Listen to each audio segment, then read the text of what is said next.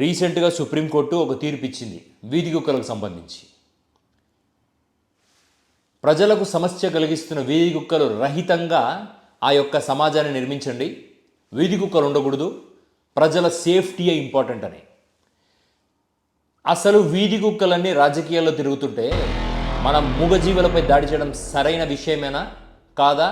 ఒకసారి సుప్రీంకోర్టు చట్టసభలు కూడా ఆలోచించుకోవాలి.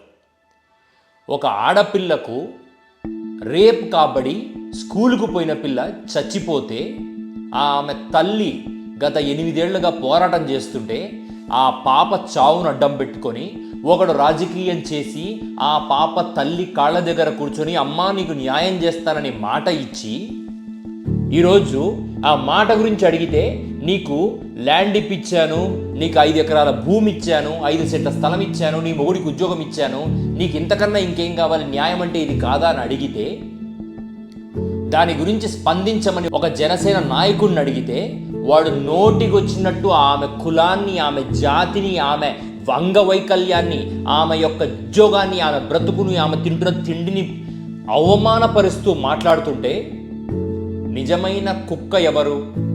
సమాజంలో చిన్నపిల్లల్ని తెలిసి తెలియక కొరుకుతున్న వీధి కుక్కల, సమాజంలో జనాల గురించి బాధ్యతగా ఉంటాము అంటూ మాట ఇచ్చి రాజకీయ పీఠమెక్కిన తర్వాత జనాలను పిచ్చి కుక్కలా మాట్లాడుతున్న ఇటువంటి కుక్కల ఎవరు నిజమైన కుక్కలో మీరే డిసైడ్ చేయండి.